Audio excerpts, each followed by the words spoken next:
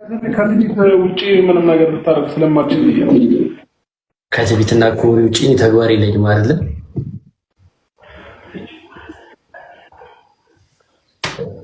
ጋይስ ሬዲ ናችሁ አይደል?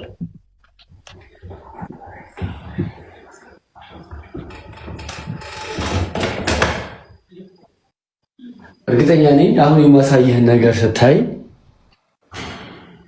አሁን ያዘጋጀሁልህ ስጦታ ስታይ በጣም ደስተኛ እንደምትሆን አስባለሁ።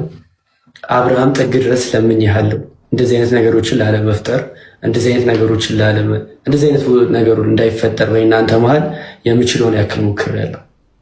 በጣም ለምኜሃለሁ፣ ጠይቄሃለሁ፣ ተለማምጬሃለሁ እስካሁኗ ሰዓት ድረስ ተረዳኸኝ? እስካሁኗ ሰዓት ድረስ በጣም ስለማመጠ ስለምን ነበረ። አሁንም ለአንዴና ለመጨረሻ ጊዜ ልንገርህ፣ እዚህ ጋር ብዙ ሰዎች አሉ እየተከታተሉ ያሉት። ለአንዴና ለመጨረሻ ጊዜ ልጠይቅህ፣ ስልኬን ትመልስልኛለህ? አትመልስልኝም? ስልኬን እያስፈራራኝ ነው። ስልኬን ትመልስልኛለህ? አትመልስልኝም?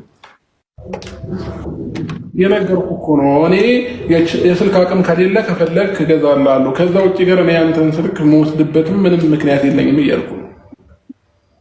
የእኔንም የሩታንም ነው የወሰድከው። የሁለታችንን ስልክ ወስደህ ፋይላችንን አጥፍተሃል። ገባህ አይደለም? ከቤቴ ደግሞ ላፕቶፕን ወስደህብኛል። ምክንያቱም ቤት ስገባ ላፕቶፕን አታገኘውም ብላኝ ነበር።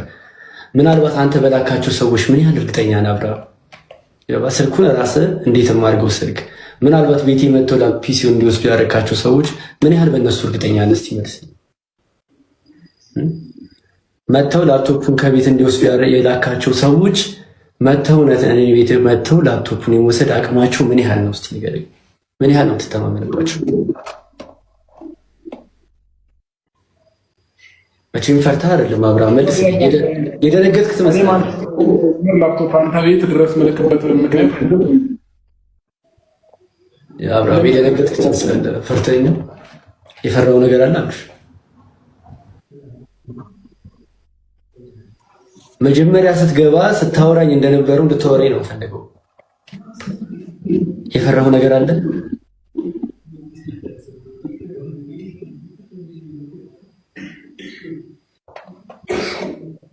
ጋይስ እናንተ ዝግጁ ናችሁ?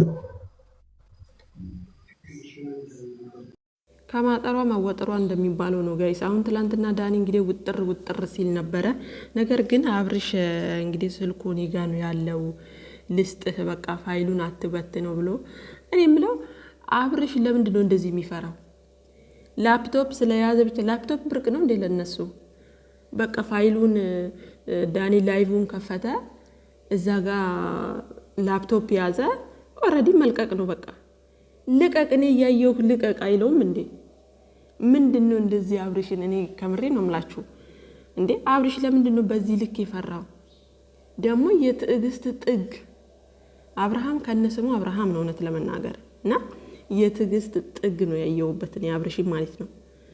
ወንድ ልጅ አያወራም ብሏል፣ እውነት ነው። በተግባር አሳይቷል። ደግሞ ማታ አይታችሁ ከሆነ ላይቭ ላይ እንግዲህ ውጥር ስትል ዳኒ ጎረቤቶቹን ጠራ ምናምን ነገር ስልክ እየደዋወለ ነበረ። ዳኒ ራሱ እየደዋወለ ነበርና ጎረቤቶቹ ወጥተዋል ምናምን የሰፈረ ወጠጤ ሰብስቦ ማለት ነው። ለዛውም ደግሞ አልተከተሉትም እና ሲሉት እንግዲህ ምንም አያደርጉኝም ብሎ ሲሄድ አንገቱን ይዘውት ሄደዋል ማለት ነው።